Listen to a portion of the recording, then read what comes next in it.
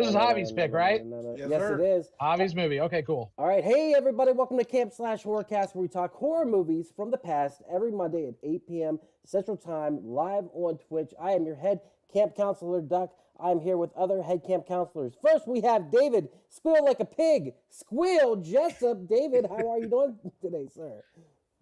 I'm pretty good. I can't wait to talk about this movie because it makes me uncomfortable. Yes, very much so. There are some scenes in this movie where I went, why the fuck did they show that? Then I went and checked out why they showed it, and I went down a rabbit hole that we'll discuss.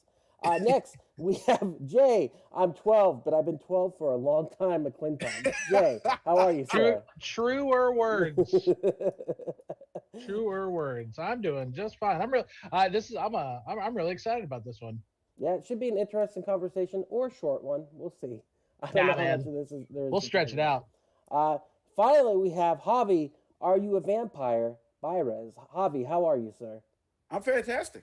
Yes, fuck yeah. Oh, were you showing off your tattoo there? No, I was just doing a pose. I'm fantastic. So this was Javi's pick, 100% dead. What's that say? Dead inside. Oh, that's fucking awesome. Look at that shirt. The best pick Javi has made yet, I will say, with a bullet. To be fair, my bar was not set very high. Well, no, Biohunter is pretty good. In what world is that movie good, bro? Even I got it. That was trash. All right, so what are we talking about? We're talking about Let the Right One In, a Swedish film with the Swedish language, which is beautiful to listen to. But pretty cool movie. We got Bjork in our group tonight. So David's actually Bjork, just so everyone knows. It was released October 24th, 2008, with a running time of 114 minutes, and it fucking feels like it, Javi. Thank you for letting us watch this.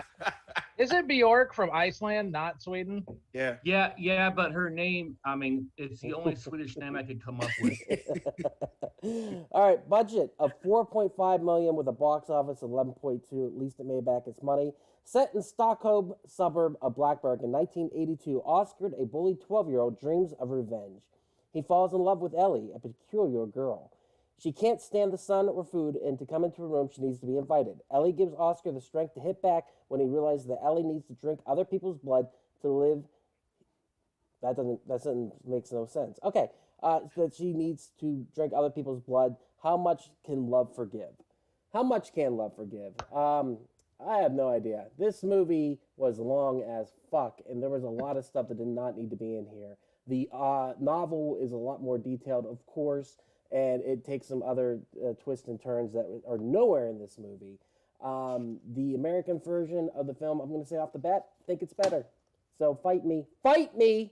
Oh, Doc, you're stealing my thunder, bro. Stealing my thunder. All I'm going to say is it is a better film, but this wasn't bad. I think if I saw it inversed, I might like this version better. Doc, read my handle. Jay McCor was... McMoritz was better. Who's more? Oh, Chloe Moretz. Oh, okay. Chloe Moretz, who was, yes, the lead character. I liked actually the female in this one better, the girl in this one better. But I think that all in all, this is just a long fucking movie. And my girlfriend said Swedish movies just tend to be that way. And I think that where it really gets me, and we're just going to get into talking about it, is the little path they take where they have like the locals, and the girl gets turned into a vampire, and then she has them open the blinds and she turns to fire, which is cool looking, but severely not needed in this movie. I felt like it really took away from the movie. I don't think the American version has anything similar to that, but at the same time, I like this a lot too. I mean, I'm talking shit on it already, but it's a beautiful movie. The cinematography is absolutely gorgeous. There isn't a single shot that you couldn't, take a picture, still frame of it, and post it. There's a couple you probably wouldn't want to. You might go to jail. David saying it's making them uncomfortable. But, it feels like a Polaroid picture come to life, and I really, really like that, and I thought that was cool. All right, guys, get into it. Javi, first, you go. Why'd you pick this movie? I bet you fucking love it because you're a hopeless romantic, right? Well, not only that, but I just I think I saw this in 2011 for the very first time, in 2010, 2011. And I remember just I was over the fucking Twilight shit. I didn't like that shit. And this is my first, this is probably the second vampire movie that I really enjoyed, with my first being Interview with the Vampire. And that's the number one movie for me when it comes to vampires. This is a close second with What We Do in the Shadows. You know what? Let the Right One In will be my number 3. What We Do in the Shadows will be my number 2. But this was like a really different take on it, other than Interview with the Vampire. And I just really liked it. I like the story. I like the fact that, like, even that, like, her first guy, that she probably was going to do the same thing to Oscar as what she did to him. Just use him for his life, just so she could keep living, and then eventually move on. It's as romantic. It's a grift. She's a fucking long-time grifter. She's the immortal con. Now, what you're basing that on is the American version, which I like. The idea, and they do this only in the American version. This is the Swedish version. I thought was the same. In the American version, the character who's the adult, who's the father figure, who's the whatever, she basically tricked him when he was a child into doing the same thing that she's doing to Oscar in this. That's not what's happening in the Swedish version. In the Swedish version, the character's name is Haken, and he's actually a pedophile who was a teacher who got in trouble. And she found him when he was really down on his luck. He was a drunk. He was basically homeless. And she offered him money. And she said, if you kill for me, I will pay all your bills. I will take care of you, but you have to bring me blood. That's what's going on with this character, because I look further into it. And he is a pedophile, and he is in love with her. And that's why before he drops the acid on his face, he says, Ellie, you know what I mean? Because he has this connection to her. But no, it's a completely different story than the American version. And the American version does really very much, I like that take on it a lot better. But go ahead, Hobby. Go ahead and finish. No, I didn't know that. Yeah, I didn't either. It's not in the movie. It's only in the novel. But this is based primarily on the novel, of course. The American version did that twist, which I like a lot better. I think that's an awesome fucking twist. I think it's super cool. Sorry, go ahead, finish. No, but either way, I just really like the fact that it was just like he had a crush on her. And then like I think she may have actually really liked him, at least in the movie was. I don't know anything about the book. I didn't even know it was a book. But either way, I'm a fucking hopeless romantic, and that kind of like struck that chord with me. And I really liked the comeuppance at the end. And it doesn't pay to be a bully. Yeah. Otherwise, you're gonna get severely fucked up. What a cool scene too, right? But that was really well done. That was cool. Really cool. Yeah, I mean, yeah, it was fucking brutal too. It was so fucking good. So being a hopeless romantic, you believe in young love. Do you think that this could actually last? Because I don't. No. Unless she turned him, no. Yeah. She's not going to turn him though. No, I don't think so. I don't think she enjoys being a vampire. No, she fucking hates it. Yeah, that's what I kind of gathered from it. All right, Jay and David, what do you guys think of the movie? I know you said you had a lot to say. Go for it, Dave. Jay, it's making me nervous that you're just like putting yourself last. I saw the movie when it came out in the theaters. I heard a lot of buzz about it. A lot of my artsy fartsy friends were raving about it, and I went and saw it, and I absolutely loved it. I still love it today. I love the fact that it doesn't tell you a lot. It kind of just lets you just kind of figure things out, and I think it tells you a lot in its subtlety. There's a great scene when he asks her not to see the kid that night, and you can kind of see that he's jealous. Yeah. You know, and he also knows that his time is ending. You know, when he goes out to kill the last time before he gets caught, he's like, well, what else am I good for if I can't do this? And I love that he prepared for it by bringing the acid. Like he knows that his time is up. What a great shot that was. I don't think that she loves Oscar. I think that she knows, like when she touches his arm and is caressing him with her fingers, I think that's just her getting to the mode of like, I got to get this little boy to fall in love with me, you know, because I need a new one. I need someone new to take care of me. And it was real. I thought it was a great scene when he tells her not to go visit him, and he looks at her, or she looks at him, and he can tell that it's over. Yeah. That it's almost like a couple breaking up, and the guy realizing that his girlfriend or wife has a new lover. And it was just really, really devastating in that moment. He could just tell the way she looked at him that they were done. But yeah, I loved it, man. I think it's great. The whole pedophile stuff that's in the book, I'm glad they kind of left it out, because I think it just would have. Well, I mean, you got to look at the subtext of the film. She's basically a pedophile too. You know what I mean? She's over 200 years old. You know, And whether or not Yeah. you count her being 12 for a very long time as permissible, this is a 200-year-old creature that is preying on a 12-year-old. And that, I think, is, She's manipulating him. yeah, and yeah. that creeps me out more than anything. And, like, that's not the story that they're telling here. And I know they don't want you to look that far into it. So I know it's a love story between two 12-year-olds is the way you're supposed to look at it. But at the same time, like, the whole time I'm watching, I'm like, holy shit. Like, this thing, like, when they show the scene later on where she says, be me, and then it shows what the creature actually would look like. Like, it's wrinkled and older, and the blood trails are just indented in the face. I'm like, that's the true version of Ellie right there. That's so fucking creepy. And I that's thought you looked like Shelley Duvall when she was a vampire. Thank you for lightening it up, Jay. I'm sorry. I took it. This movie is something else. Jake, I forgot. Yeah, history with the movie. Thank you, David, for throwing that in there. I guess history and what you thought, Jay. I have no history with this movie. It is a day old to me. However, I made the unforgivable sin of seeing the American version first, and I saw it 10 years ago. Yeah. And at first, when y'all were talking about it last week, I was like, man, I remember liking that American version. Everyone's clowning on it, and then I was like, after I saw this, I was like, okay, they're pretty similar. So I didn't look up reviews for Let Me In, the American version, until after I watched it, and I was like, oh, okay, the world is with me on this one. That it's phenomenal, and it's like that's all I'm gonna really say about it is that Stephen King really loved it, and some people have gone on record as saying it is the definitive remake of all time, which is big words, obviously, with all the movies we've seen. So I saw this one, and I really enjoyed it. I thought the cinematography was amazing, tons of wide shots, music was done really well. I will say, as a movie, this one is better.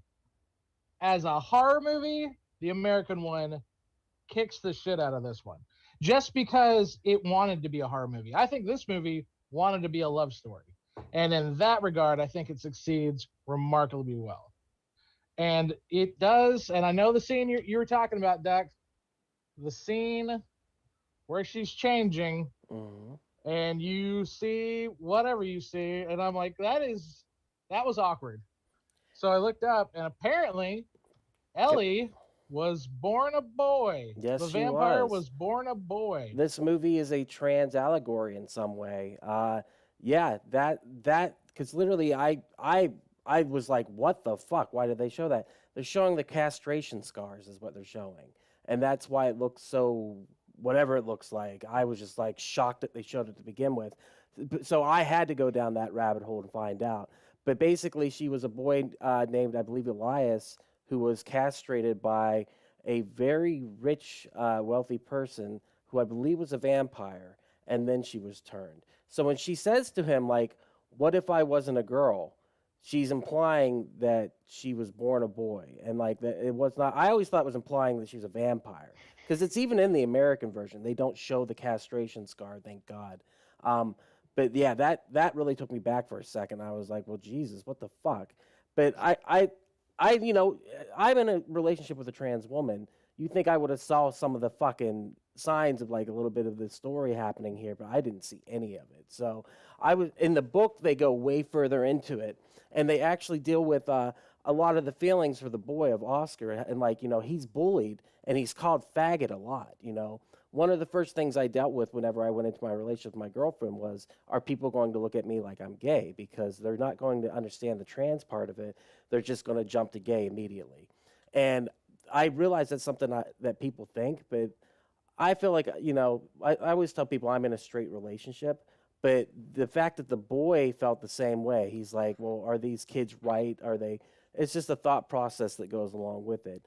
And the book goes even further into like the relationship and how she feels about it and all those things. I haven't read the novel, I just from what I've read. But it was an interesting kind of, you know, thing. But at the same time, like I'm sitting there going, like, it kind of does the trans community a disservice too, because to say that she's trans because that's the only choice she has. I think she chooses to be a girl because it's actually a lot more, and you see this in the movie. What's the word I'm looking for? she's able to attack easier. I think she's considered safer because she's a girl, if that makes sense. So I think she uses it more to prey, especially like when that guy walks down from the drunken night and And he she's just like picks her up. yeah, she's like, help me, and he just puts her in her arms, or puts her in his arms. I was like, oh, okay, she uses this also to prey, and obviously she's using it to prey upon Oscar too, if you look at it that way. Depends on how you're looking at it, whether or not this is a story that's a love story or this is something else. So, Well, I mean, can it be both though? Can't she be using Oscar but also falling in love with Oscar? I mean, I think those are two things that can happen at the same time. possibly, but at the same time, I mean, you buy the love story, you buy that they fall in love, you do, and like you said, you get the idea that she's not in love with the caretaker at all, and like I said, Maybe she was at one time. Maybe she was, and then eventually he gets older, and he becomes older and weaker. Because if you notice during the killings, he's really struggling. he's not doing a very He's good not. job, is he? Oh yeah, He's a I shit killer. I get the idea that he used to be good at it, but they have to keep on moving because he keeps on fucking up, Yeah. and he basically is becoming useless to her. I would love to, and I know I'm not a big fan of, I don't think a movie like this needs a sequel, but just out of morbid curiosity, like how did they go about getting food for her now that she doesn't have a man, you know, helping her out? Now it's just Oscar. Like, does he start luring in men that are pedophiles? Well, that's the thing is she was looking. Well, I mean, that could be one route that you go, absolutely. But I mean, she was prepared for this because she had that golden nugget, whatever that was, That's hidden so cool. inside the egg. Yeah. So she was prepared to live a life. They could live a life where they lived in a nice high-rise building and all the Uber Eats every night, if that was a thing in 1982. But she was prepared for the time that she would have to do that, obviously. She was just waiting. And like I said, she was taking care of the caretaker. She was paying for him. That was the deal. She would pay for everything, and he would kill and murder. And so she had money, whether it came in from, like the boy said, you take this from the people you kill. She said, people give this to me. I don't know what that means, but I don't know if she was trying to say it in a nicer way. She was trying to manipulate him or not, but obviously she's got the cash to survive. So Man, what are they I, going to I do? tell you what, I got a big even though they don't really go into it, I just got the biggest pedophile vibe from that relationship. Oh, yeah. To me, it felt like there was definitely some sexual favors being done in that relationship. Well, and then she started pulling away. Here's how it happens in the book. In the book, he agrees to go out on one last kill. He realizes that he's done, like you said, and he only agrees to go out on one last kill. And this is going to sound terrible if she lets him sleep with her, but not sexually, just touching and stuff like that.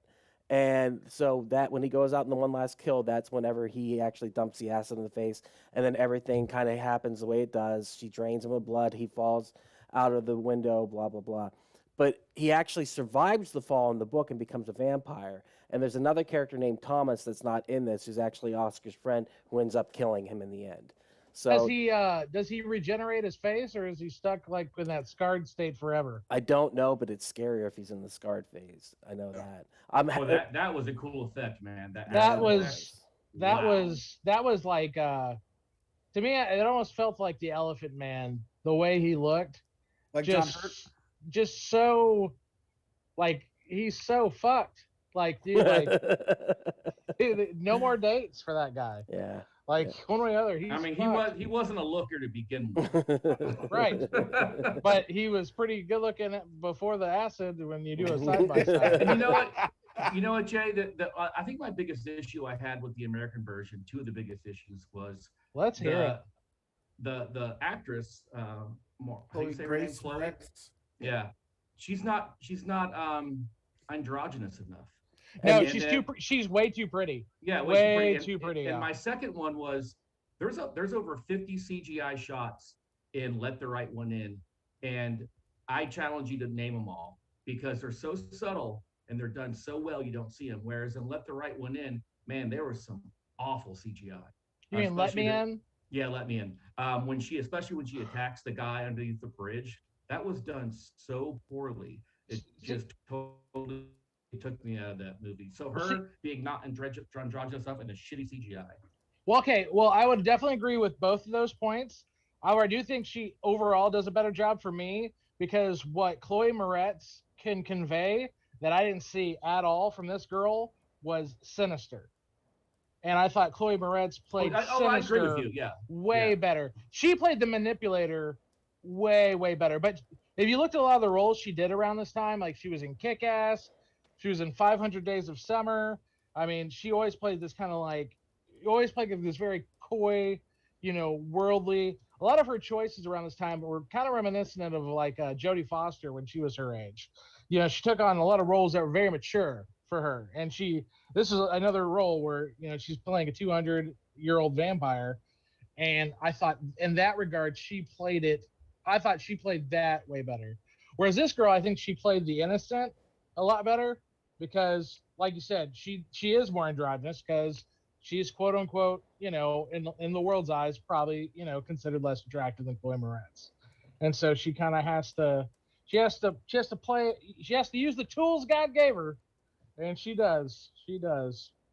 They also did something interesting where they brought in a older actress to overdub the voice, so her voice was deeper. So Shelley Duvall.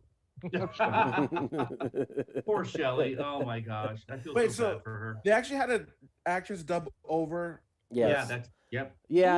They wanted a deeper voice. It's the whole trans thing is what they wanted, and that's. Well, didn't you read Duck that like at the very end they even like you wanted to have her go up an octave or something like that, so it became even more androgynous. Well, that's what I heard too. All I know is that they wanted to play on, like I said, the trans allegory, which I didn't see any of it, or a lot of those things, where whenever she's talking to Hakan, who's the caretaker, and she's using the deeper voice, she's trying to threaten him, but also that's her real voice. You know what I mean? And if you're trans, that's not something you can change. You can pitch shift your voice, but unless you want to go to like Korea or Vietnam or wherever it is and have the surgery where they actually mess with your vocal cords, there's nothing you can do about your voice. You can only pitch shift, Exactly. So that's something that she's doing, and that's something that they wanted to play on in the movie. That's fucking crazy. I didn't know they had dubbed over her voice. When I first saw it, like, God damn, is that kid smoking like 5 packs a day? Well, you really have to applaud the sound design on this movie too, because that plays such a huge role in it. The sound of the eating the flesh, the drinking, the sound of her, like her stomach churning. The underwater water sound. scene where you hear everybody screaming, but it's like super muffled. By the way, did you guys notice that the way that guy was holding his head underwater was physically impossible? What do you mean? So what I mean is, his arm was twisted. The kid underwater, his arm was twisted. Yeah, because the way the kid's facing the wall. He's actually, which is the camera, and the way the guy was holding his head, he would have to be completely behind the kid. The way he was holding his head. Oh shit! Maybe he was triple jointed. Yeah, you know how those Swedes are with their triple joints and all that. Let's talk about the subject matter too. Is that the Swedish have always been a more sexually liberated country than America. Europeans, I think in general, yeah. In general, yeah. I think if we in America, if we get that same scene that's in the Swedish version, oh yeah, totally, without a doubt, it's getting the X of death. Yeah, no doubt. And it was that was a mannequin they used. Oh, thank God. But even if they used a mannequin in America, I just don't see it. Well, the same scene is in Let Me In. It's just they don't cut to the area of the body that they cut to in this. They don't cut to in the movie. Yeah, so they just show the reaction of the boy though, and so it's the same scene, but they don't do that part because that really did shake me. Where I was like, "What the fuck am I watching for a second?" And then it's such a split second too. It's a big whoa. Yeah. And I mean, it was just for a moment. I was just like, okay. But then after I read what it was, I was just like, man, I wish I was smarter to put 2 and 2 together because the fucking everything was there in the film to tell you what was going on. It's just I'm fucking stupid. Anyhow, Don't worry, Duck. No one got it. No one got it. It wasn't just you. Yeah. I didn't get it either because you're led down the path of I'm not a girl. Would you still like me? Oh, it's because she's a vampire. Exactly. So Right. you don't see that. You don't see that come, which is why it's such a great. I mean, it's like a sleepaway camp reveal. You're like, oh shit, okay. Yeah, a little crying game, a little sleepaway Like camp. I honestly didn't know the trans thing until you brought it up, Doug. Yeah. Like watching it again, it's like, okay, she's obviously meaning vampire. Yeah. Well, and I kind of think. got. I'm sorry. No, go ahead. I just said that scene actually kind of reminded me of a Dogma. I'm not kidding. I was Yeah. like, oh, she's an angel. I mean, like. Well, that's what I thought too, but I couldn't figure out what the scarring was. That's what I was like, oh, great movie, man. Well, that's what I'm saying. Like, I'm like, that was very, and I wasn't like, and I'm not a big fan of subtitles, but you had to watch the best thing about being American with a movie with subtitles is you have to pay attention because you can't passively listen to a movie in a foreign language that you have no idea what they're speaking. So you go, what?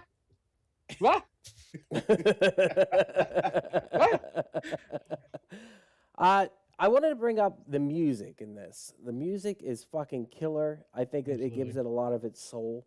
It doesn't have like a specific motif or anything like that. It just is so.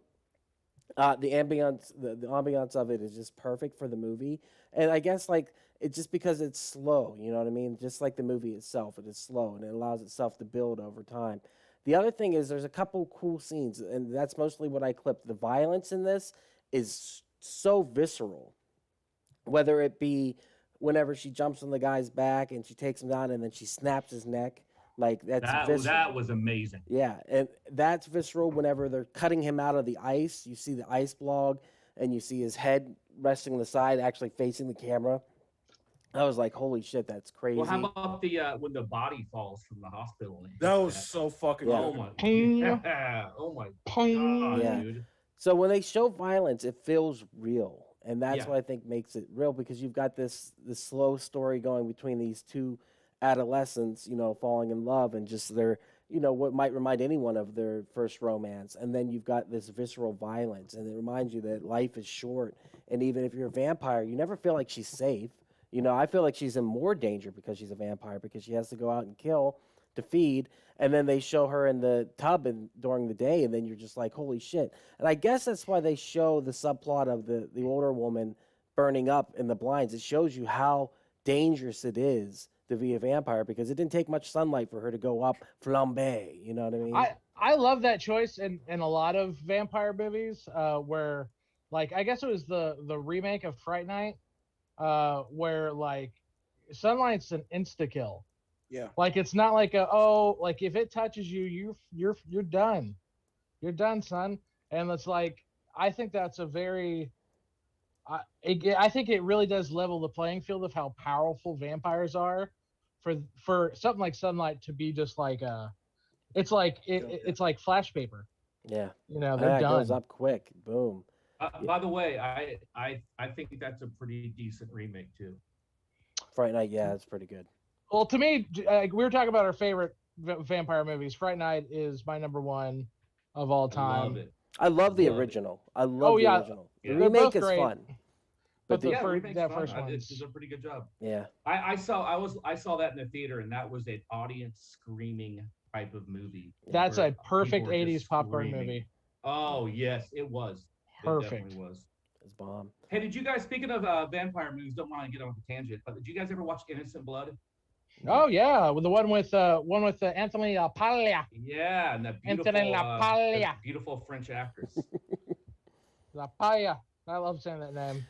Yeah, that movie's great, man, and it's kind of like Innocent Blood, guys. If y'all haven't seen it, Innocent Blood is kind of like a female version of Blade if Blade fought gangsters. Yes. It's vampires meet the Sopranos.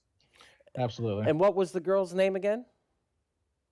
I don't know. I think she was in La Femme Nikita. Is that the same actress? Is that the woman from French version? League of Extraordinary Gentlemen? Her? No, she was in the Nikita show. Let's go look her up real quick because it's gonna kill me. Anne Parlad? That's her name. Oh, I thought it was the Nepalia or whatever you kept saying. Oh, that's Anthony. Natalia. Oh, what? And remember, what's his face is in it, the old comic, and Don Rickles. Don Rickles. Oh, he's so great in it, man. Great death scene with Don Rickles. Talking Tim about Dawson's in getting this? Huh? Kim Coates is in it. I fucking love Kim Coates. Man, you gotta watch it, man. I'm gonna watch that shit today. Gotta watch it for La Palia. All right, let's get back to let the right one in. Sorry. That's all Let right. the La all right. Palia, let the La My fault. Palia in. Let the Palia in. So yeah, it's. I mean, what else is there really to say about the movie? Do you buy the love story? That's what it comes down to. And are you okay with the love story? Does it make you uncomfortable? Like it makes Stuck uncomfortable. Because she's a pedophile. That's why. Javi, what do you think? Honestly, I do buy the love story because it seems like this is just my interpretation. I think he was like the first person that ever took the time to show her anything or like actually like give her gifts and shit like that and teach her things. Like he taught her Morse code. He taught her how to do the Rubik's Cube and shit. I don't think she ever got any of that from the caretaker. Yeah. And I think that like he showed her something different than what she was probably expecting. I'd like to jump in on this. Yeah. I think this is the first time that she had a relationship with someone that was her age. I think for the last 300 years, she was always hooking up with weird pedophile guys to take care of her and seducing them. And I think this is the first time she had like a 12-year-old relationship. So I think maybe that is why she's actually really falling in love with him. And we keep on saying she was a he at first. Well, I mean, she's which definitely. is okay. Yeah, Which she's is a okay. she at this point in the story. You know what I mean? Yeah. And I think she's that's been the thing is- castrated for 300 years. I think the you know. conversation's different now too, because this movie was made in what 2008. You know what I Yeah. mean? And I think the conversation is completely different. But I think that is something somebody who's trans they definitely deal with. You know, that's part of this. What's it called? Dissociation. That's not the right word. Mhm. Dysmorphia? Dysmorphia. No, it's not that either. Dissociation. I think that's the right word. But that's part of it. The whole thing is like feeling certain ways and working through them, and just trying to find out who you are as a person and to get on to the other side of that. You know what I mean? And so she and it complicates the matter even more because she was castrated. She wasn't turned into a female by choice, and that's where it becomes like, how much is this a trans allegory and how much is it not? How much is this a brutality that happened? You know what I mean? Because she could still choose to be a boy. Because, you know, somebody who's trans, they would say they were born in the wrong gender, whereas this is a forced into a separate gender. You know what I mean? And that's why she says, I'm not really a girl. And I think that's why she uses the visage of being a girl to prey on people. I really think that's Manipulate, yeah. And, you know, just to play on that a little bit, you know, you can tell that she's not happy being a vampire. She hates the fact that she's got to kill. Much like if somebody's going through, let's say if you're trans, you hate the way how you are because you're taught by society, oh, you're just fucked up. Yeah. And that's why she like almost cries when she snapped the fucking guy's neck at the beginning. She's like sit on top of his body. She just like curls up like a fucking kid in a fetal position. She doesn't like, want to kill. You're right. No, she's like, I fucking hate being like this. I've always looked at the comparison like a vampires movies. It's very much like being a heroin addict, where you don't do heroin to get high, you do heroin so you don't get sick after you get addicted to it. And I think it's the same with a lot of vampires, especially with her. She's not killing because she enjoys to kill. She's killing because she's gonna get sick, and it's like dope sick. You know, she's got the chills, and she is, you know, just her stomach is just dying inside. And so I always think that's a kind of an interesting connection. Just to self-correct myself, the term is dysphoria, and I apologize that I couldn't think of what it was. But no, I think that's the thing is I like what you both said there because she doesn't want to do it. She doesn't want to kill, you know, and she's obviously that's why she's willing to pay somebody else to do it for her so she doesn't have to deal with that. And then she sees a little bit of the brutality of what Oscar could do, or at least she thinks she does, because once Oscar actually sees the violence, it doesn't seem like he wants anything to do with it at all. That's why I'm sitting there going, how's this relationship going to work out if she is expecting him to go out and kill for her, you know? Or maybe by the end of the movie, she finds that she can kill for him because she does kill those 3 boys and she smiles afterwards. So maybe she realizes that she's okay with that's it. why I like to think of them moving into the future where what they do is they go out and they find people that deserve to be killed. Right. Yeah. Well, we might get a version of that because there's a television version of this book and movie being created right now for Showtime, I believe. So there's a possibility we could get a longer more interesting, more complex version. And there is a sequel comic book with the author, who is a comedian, by the way. I thought you all would appreciate that. He is a Swedish comedian. He actually disowns the comic book, but I thought that was pretty cool. He got his start. He'd been doing comedy for a long time. He'd been doing comedy like 15 years before he wrote that book. So very cool. Yeah. What else do you guys think? Is there anything else about the movie specifically? Like I said, Jay, does the love story work for you? I guess I didn't get to ask you. Yeah, it really does. More so in the way that I think what's good about, I love movies that we all have biases, right? We all got biases when we watch movies, and we judge things, and so at first we see their relationship and we're like, what's going on with him? That guy's shifty as shit. And then all of a sudden he douses his face in acid, and you're like, okay, well, this movie definitely took a turn. And then, yeah, there's a lot of grooming going on. You can tell there's just a whole lot of grooming. And I believe she does love him as much as she can love anybody. But yeah, like y'all said, man, when she's a vampire, she looks exhausted. Like after she kills someone, she when she looks at Oscar, she's like, I'm getting too old for this shit. Like it really feels like, like I know I'm making light of it, but it really does. You can feel her exhaustion, and I think that's one of the stronger parts. And then yeah, I honestly wouldn't be surprised if this was her real connection with somebody, maybe ever. Yeah. And so we'll see where things go.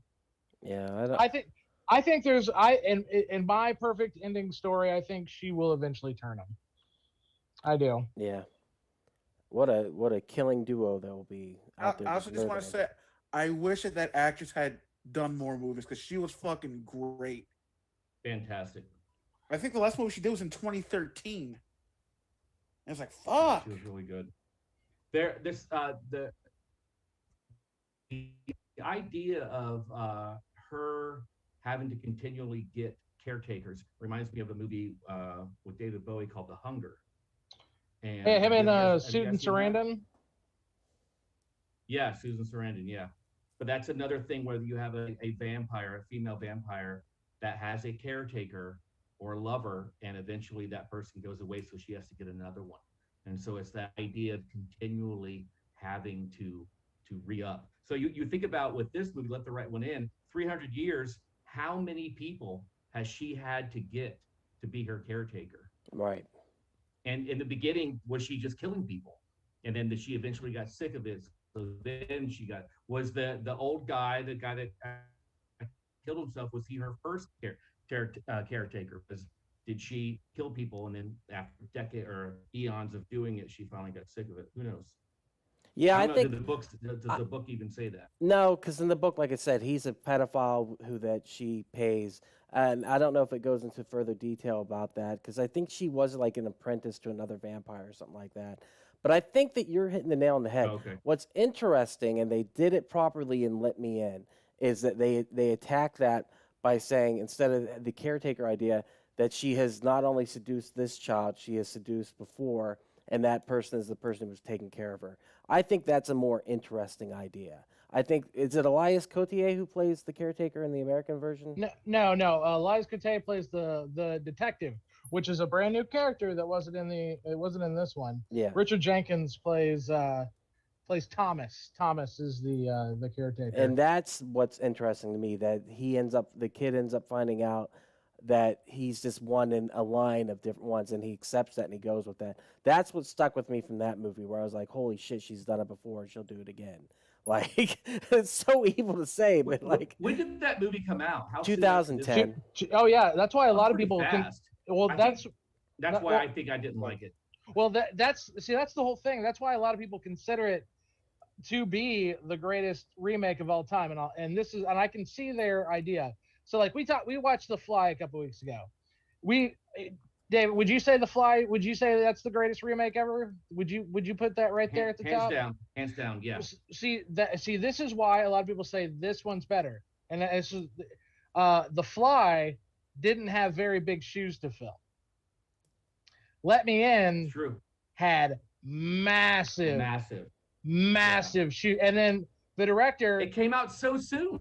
And Well, it's because Americans don't like subtitles. So soon after the original.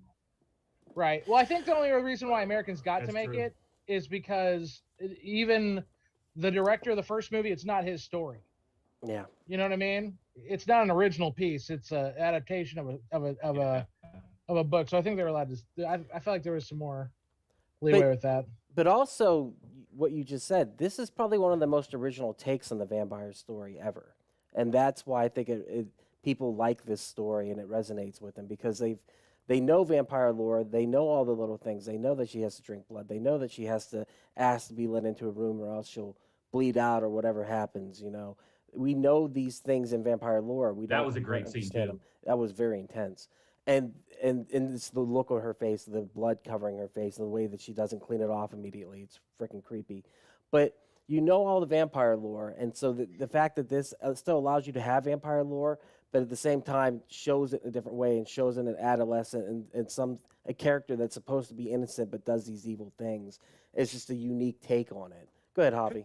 Can I get your guys' opinions on something? The scene where like you actually see the actual age. Do you think that that's how she is, and the way that Oscar sees her is how she's portrayed throughout the rest of the movie?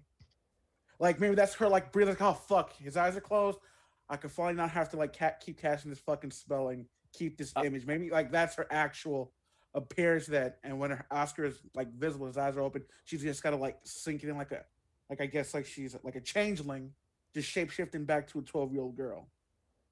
That's an interesting take. I didn't view it that way. I don't think she has to change her appearance. I think what she was doing was showing him in his mind that she's actually a very old person. I think because she was turned when she was 12 years old, that's just her appearance from here on out. Oh, okay, I gotcha. I wonder, I am curious. Wait, David, are you saying that all the times when you see her being older, that's like an illusion? Yeah, I mean, that's when she's telling him, she's basically telling him, see me how I am. And so she shows him what she really looks like. And I don't think she has to try hard to be her because when she's in the bathtub sleeping, she's her 12-year-old self, And I always love that about the vampires, about how vulnerable they are when they're sleeping. I think that's always a great thing. How about the cats attacking the lady? that to me that felt like it came straight out of Sleepwalkers. Yeah. Oh, did it? Dude, I was laughing my ass off, and I know I don't think I was supposed to be, but I laughed so hard. That's the one. Yeah, that's the one scene I was like, okay, that's a direct ripoff of Sleepwalkers, because Sleepwalkers is also a vampire movie. Yeah. Oh, where are we going, David? Sorry. He's gonna get some Sleepwalker stuff. He's got it. All right, guys. Is there anything else about the movie you want to talk about specifically? Anything at all? I was shocked we got this much out of it because I just felt like it was a very long movie. It's beautifully shot, but like I said, I've got issues with like some of the subtext of it, especially the pedophilia. I gotta be honest with you, Duck. I don't think it's subtext. Yeah. I think it's very on the surface. I don't think it's not coy to me at all. Like I'm like, yep, that's where they're going with that. Yeah. And that really one shot where I'm like, I don't think we needed that. I think that was an art shot. That was definitely a Criterion shot right there. that was a we went there. Yeah. Tell all your friends. It is shocking though. It is. Well, I mean, immediately I went and told my girlfriend. I was like, I don't know what the fuck this shot meant. I don't think I liked it. And then I put an incognito tab on my phone to look up what it was because I was like, how do I word this? I don't want Google tracing me on this. All right. That's hilarious. Awesome. All right, guys. All right. Do we recommend it? Let's go down the line. David, what do you say? You recommend it? I recommend it to people that like watching foreign films and subtitles. If you don't like watching subtitles, don't watch this movie. But I think it's one of the best vampire movies ever made. I think it's beautiful. All right, Jay, what do you say? You recommend it? I mean, I just have to completely agree with David. I mean, it's actually never the length of it really didn't bother me. But I wasn't bothered by the length either. I thought the pacing was just fine. I thought the boy, I thought Oscar was very engaging. he's such a believable getting bullied type of kid.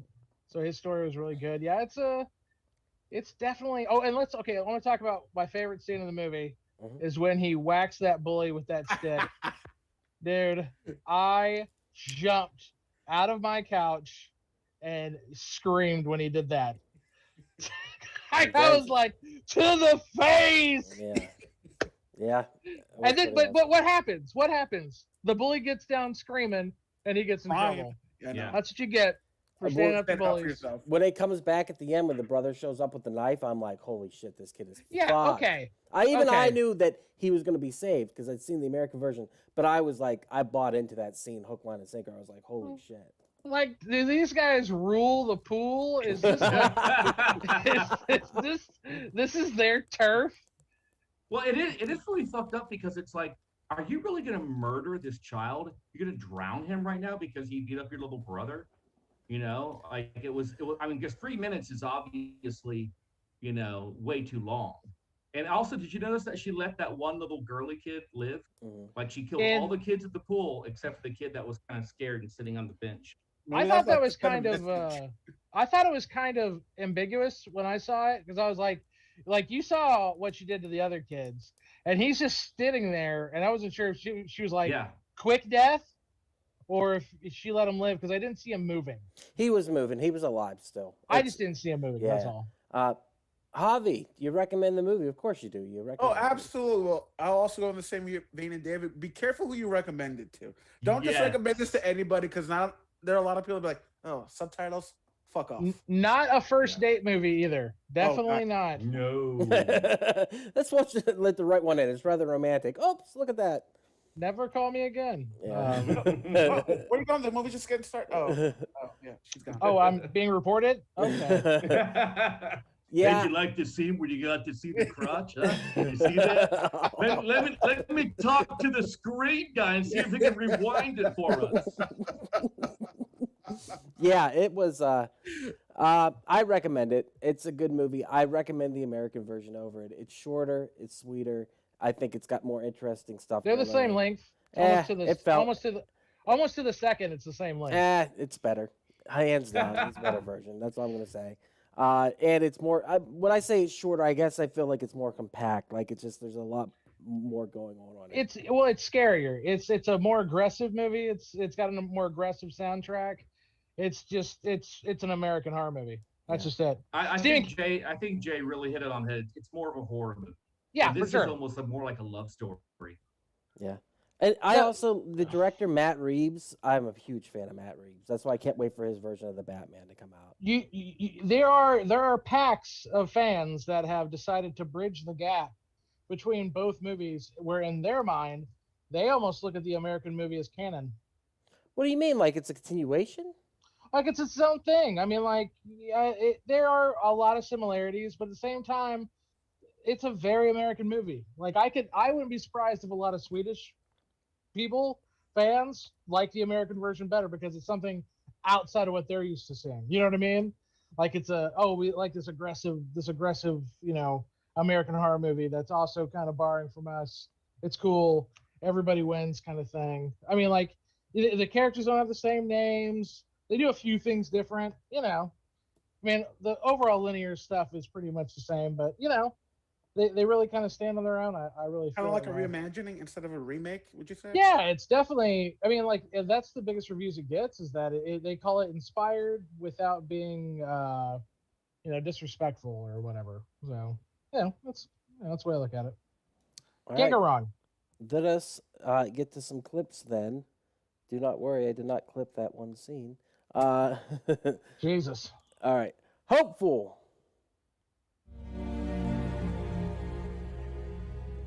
Oh, I realize he gets bullied too because of his shitty haircut. Isn't that why he gets bullied? I think the He-Man cut works, dude. It's 1983 or 1982. Like, as a kid that was bullied, all going throughout school, I really wanted to bully this kid myself. Were we all bullied? Jay, were you bullied, Jay? You weren't bullied. I was bullied. Here, do I look like I was bullied, guys? Yeah, no, you don't. Were you? Well, here's the deal. When it came to me is that I did get bullied, but I also stood up for myself rather quickly. so that helped me get bullied for very long. All right. Right on. That's what I was wondering. The rest of us, though, were bullied pretty well. Yeah. Oh yeah. I would bully this kid because he plays with Smurf toys. I didn't know any kids who played with Smurf toys. I was bullied until I hit my growth spurt, and I became 5'11" in like 8th grade, and so as soon as I hit that growth spurt, the bullying immediately stopped. Yeah. Good I for was you. bullied, but I was the person who protected the younger kids from getting bullied, if that makes sense. No, So it does, when I got older, You were the gatekeeper. I was the gatekeeper for them, man, because I hated that, because I hated how much I got bullied. So whenever I got older, I protected those little guys. So I learned how to lip box, and so I knew how to fight bullies back with Nice. some I brains. wish somebody would have taught me how to fight when I was a fucking kid, because the one time that I stood up to my bully, I punched him in the face, he punched me back, then... Wait, I punched him, he punched me, I punched him, and then I sat down and cried because it hurt so bad. I was like, oh, they hit back. I forgot. All right, murder. By the way, murder. Hey, what's going on? I'm gonna kill you. Excuse me, huh? Yes? You have the time? I don't have a watch. What's that? Oh, this, it's called a holothane. I loved his kill kit, by the way. Fucking amateur doing that under No, a fucking no. street At light. first, I thought he was kissing him. Okay. Why is he killing him out in the middle of the park? He's an amateur. He's given up is what it is. He's just tired. I think subconsciously he wants to get caught.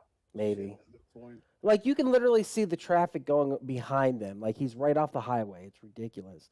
And literally, that other person had just walked past him 2 seconds before that, too. Yeah. They're still within earshot of that kid. Like, he's, like, on a road. Here's this fucking Ricky dog, son of a bitch. And by the way, how bright is it out there? Jesus. I know. This is a very bright movie. It's not.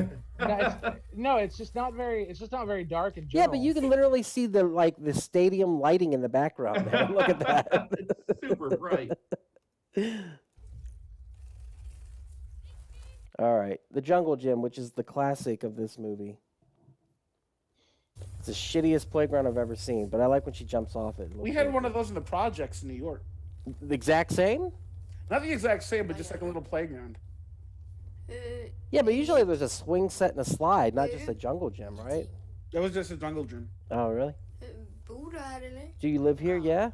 I live back here in the jungle gym. Bor här på klätterstället. Seriously, where do you live? Visst. Men var bor du? Next door to you. Bredvid dig. How do you know where I live? That is cool as shit. Yeah, it's so cool. I'm not the effects for this movie I were can't so be your fucking friend. well done. Just so you know. Yeah. Yeah. The scene where she climbs up the hospital. Yeah. We got that coming up. Rubik's Cube, so you're back. Är du här igen? I don't need your help. Jag vill vara i fred. Me neither. Jag vill också vara i fred. Then go home. Gå hem då. You go home. I lived here way longer than you. Du. I gotta read it because of the podcast, dude. This Oh guy's- shit, that's right. My bad, bro. Yeah, I this forgot guy's- about that. No, make fun of him. This motherfucker's spitting. My bad, Doug. I'm sorry. It's fine. What's that? Yeah, it's gonna be a weird podcast if you just hear the Swedish. It's a Rubik's Cube. Det är en Rubiks kub. Is that some kind of puzzle? I wonder if, like, Murder! David, you dated in the '80s. Was the Rubik's Cube a go-to for you when it came to hollering at chicks? No, because I could listen. If you were a girl, girls were not interested in Rubik's cubes at all. They found Really? it annoying because every single kid, every single boy was into it, and so they just found it stupid. So they were like the fidget spinners of the 80s. Yeah, yeah, I was awful at it too, man. I used to peel the stickers off to try to get it to get. Fuck to yeah, work right. dude. Yeah, did anyone ever complete one of those? Because I didn't. One Nope. time. One Yeah? time. How long did it take? A couple months. I'm not gonna lie. It took me about 2.5 months just to get. I wasn't a very bright child. I'm not a very, I very was bright also very adult. It confused. took me like a half hour to figure out this movie didn't take place in current times. I was like, oh, like these clothes look old as shit. Like, It doesn't really seem to matter the time period. Nah. It's more of like because here's another thing I was pretty upset about. It's 1982. no ABBA anywhere. Good Think point. it's on me. But I do like the fact that he's listening to like Swedish pop songs of the day. I like that. But no Murder. ABBA. Are you hurt? Can you get up? No.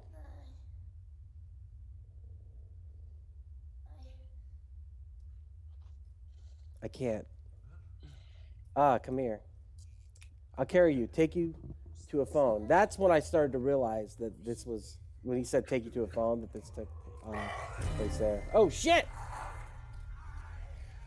You got like a wrestling move on him. Like a bear Wrap their hug. legs around- Yeah. That was a really bad scene in Let Me In.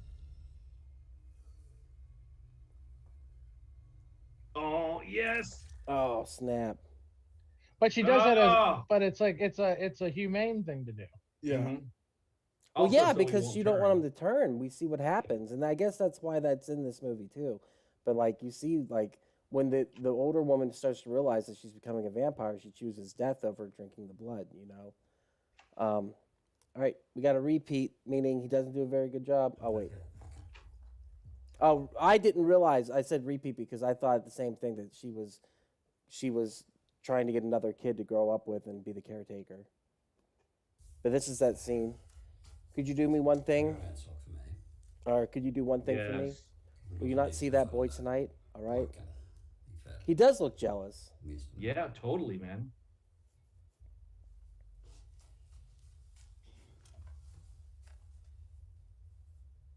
Oh, you know they were fucking. Or as much as they could. God. Look at that. Look at that. That's for like, okay. That's all you get. God. Sucks at murder. This movie can be reshot as one of the funniest movies ever made. We should reshoot it with a laugh track. This guy really does suck at murder. It's almost infuriating. He's terrible, dude. He's so bad at it. Well, that's the thing he's is, not- I think he used to be good at it, like when he was younger. But I now that agree he's with older, you. he's starting to really, yeah. I think that's right. I think he realizes he's past his worth at this point. Yeah. And that's Okay, what he says. What am I, why am I here anymore? And yeah. Even a If I killer can't do this outside of for their you, I'm prime useless. would know, hey, maybe I shouldn't kill somebody with their friends waiting outside the door where I could see them. still. Or maybe not stare in. Oh, here we go. Here we go. Oh, Jesus. What a way to go. The hospital. She's going to climb that wall. Spider kid. Spider kid. That's so cool. It's fucking gnarly as shit. Two-Face. Harvey Dent Looks ain't got better nothing than on me. Two-Face. It really does. It's really good special effects. Say I that. love the sound of her flying too. Here you go, baby. Go and get some. The split nose fucks me up. Yeah, right. That Oh, I split didn't nose even is something notice else, that. man. Oh, it's so good. Boom. Oh. Boom! Oh! Fucking Happy birthday brutal. to the ground. You Oh, see his still tongue breathing. slide out too as he dies. It's fucking Oh, crazy. it's so gross. Schmack. That's what we're smacking. Oh, this is your scene, Jay. There it is. Isn't that so, little piggy? This fucker's got the biggest collie. Watch out, footprint. we're gonna get you. Yeah, look at that badass with that nursery rhyme. That's how the bullies roll in Sweden. Wham! Oh! It's brutal. So triumphant, dude. So Brutal. triumphant. Just didn't suck I up. did that once where a kid kept on bullying me, and my dad was like, "You punch him in the stomach as hard as you can. And if he comes at you, you punch him in the balls." And I punched him in the stomach, and that's all it took. He never bothered me again. No you shit. go. That's the way to do it, man. Oh, I froze. I got in Body trouble. in I the got in ice. trouble. Got sent home, and my dad was like, "I'm proud of you." Oh, that's awesome. Body in the ice. Look, you can actually see the face pointing towards the camera. It's fucking trippy.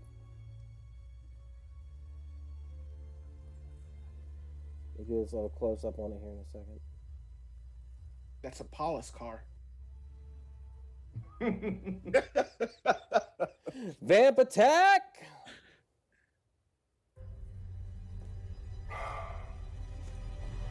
Slam! Ah, Gotcha, bitch.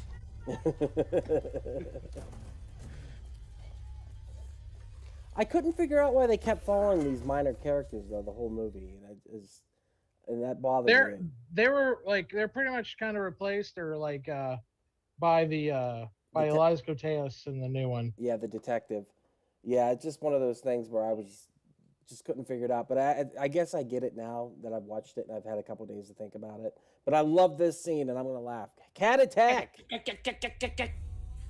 Oh my god. This is a CGI scene. Yeah, hardcore. yeah, that's not good. I didn't like that scene.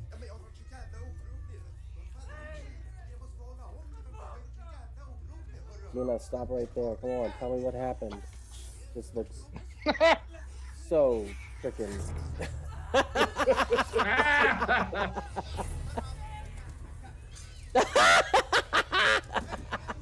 Yeah, it's almost like Muppet comical. That's hysterical, dude. It's like, I can see that in fucking Evil Dead. Yeah, it wasn't. I did. That's one scene that I could have done without. It's, no, keep it. It was worth it, dude. Sorry, That's pretty bad. I love it. Sun attack. All right, open them blinds, bitch. Ataque de That's Sos. a beautiful. This is shot. badass, though. It is pretty cool. Yeah.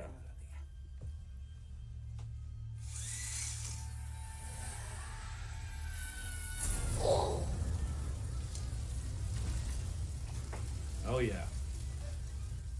Suck it, bitch. All right, invite me in. So I just wanted to get. I thought this was fun because he was kind of, messing with her, having like a little game of like, yeah, you can come in, just seeing what's true. And it's so sad. And did you also notice how she also dressed up for this? Like this was like her like, I'm gonna seduce him now.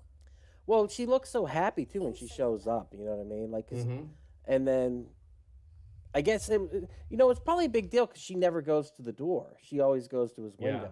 Yeah. So. But this kid's running on like Mr. Get Bad, and he's like, "Yeah, I fucking whacked my bully with a stick. I'm Mr. Get Bad." Get bad. She's sweating blood. That's so cool. Yeah, I don't know how they did that, but I like that. So fucking dope. And then this shows whenever she shows who her real self is. Be me for a while. Thank you, Hobbs. Jack Torrance is showing up.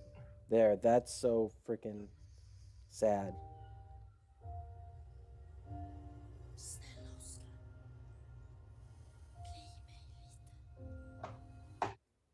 All right, the bullies get it. That's the get bad energy right there. Get out of our pool. You stay underwater for 3 minutes. If you do it, I'll just nick you. But if you can't, I'll poke out one of your eyes. An eye for an ear, right? No, that's not. It's eye for an eye, you jackass. Yeah, I can see what you mean, David. Yeah. Impossible. He does got it twisting around there. Yeah, you can. That's possible. Yeah, he's But look how it is though. Not for duck, because I can't turn When my he's arm. to dunking him, his hands like that, but when they do another shot, his hands Yeah. like this. It's not very ergonomic.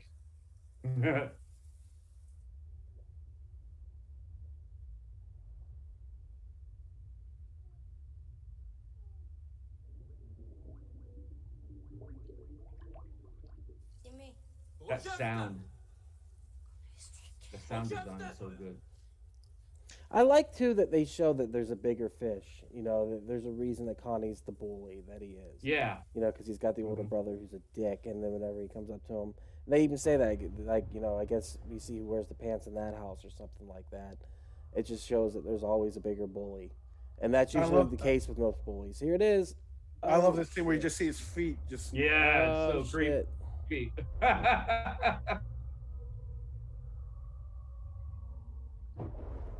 Yeah, this scene is way, way better in this version because it's Yeah. bright.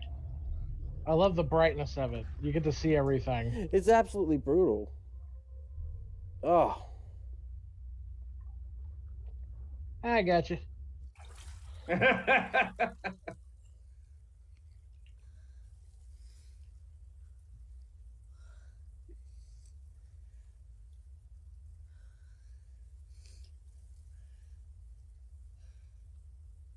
and that smile just conveys so much.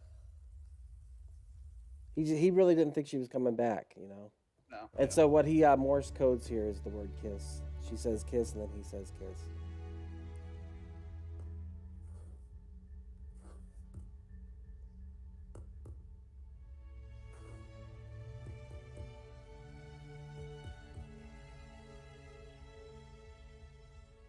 Where are they going? Where are they off to? What is the adventures from there on? Who knows? Sunrise, sunset. Gonna let the right one in. All right, guys, that was Lit the Right One In. That was Javi's pick. I don't have any recommendations. I don't know any movies other than the movie Thirst, which is a South Korean film that I was going to recommend that's about vampires, but I've never seen it. Do you guys have any recommendations for horror/love movies or romance movies? All right, if you like innocent vampire innocent movies, blood. It's a good one. I'm on, And if The you like- Hunger.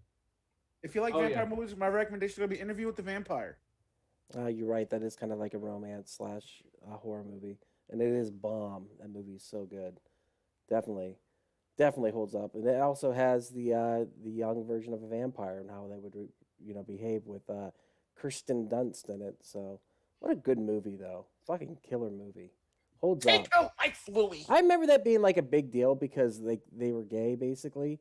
And like everyone was talking about it like in the 90s and like, ooh, it's so salacious. And then I watched it and I was like, this movie fucking rocks. But we weren't allowed to watch it for a long time for that reason. So anyone else? Vampire movies. Or just Vampire in Brooklyn, Eddie Murphy.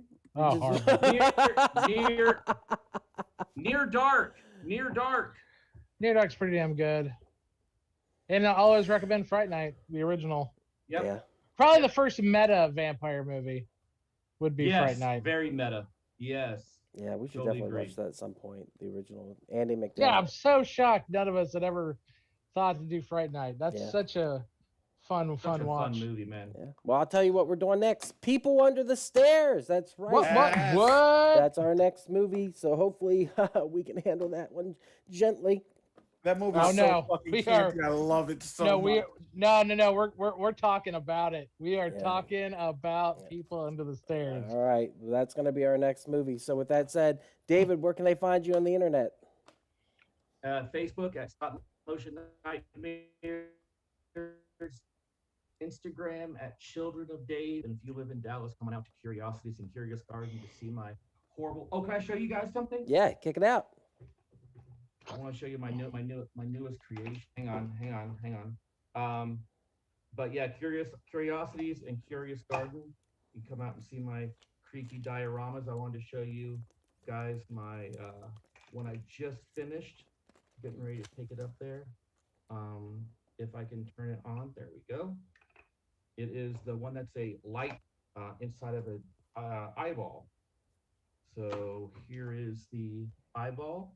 Oh, yeah, I saw that right on here, Instagram that earlier. little That's fucking spider badass. leg. That's You so open it fucking up, dope. and it's got a little girl inside of there with another eyeball, and it's in the fish tank from Walking Dead. That's so Freaking fucking dope. nice. Very There you nice. go. Close it up. Yeah, I saw that earlier, dude. I was like, that's bad. David, Thank you, sir. David, do you have any shows coming up? I will be at. Oh my God, what am I doing? Not this week. Oh, this weekend I'm doing a murder mystery show at Southside Lamar, Edison's, and then the following week I'll be at Hyenas in Fort Worth. Cool. All right. And you can find us on the internet at wearepodcast.podbean.com. You can check out our social media, Facebook, Instagram, and Twitter at /wearepodcast. Watch the Wappin reviews. I'll be putting out another one hopefully in the next 2 days. And just check us out every Monday for Camp/Horrorcast here live on Twitch. Hopefully you enjoyed it. Like I said, next week will be People Under the Stairs. And so we will see you then. Guys, thank you so much for being here and talking this movie with me. And with that, we will cut the stream.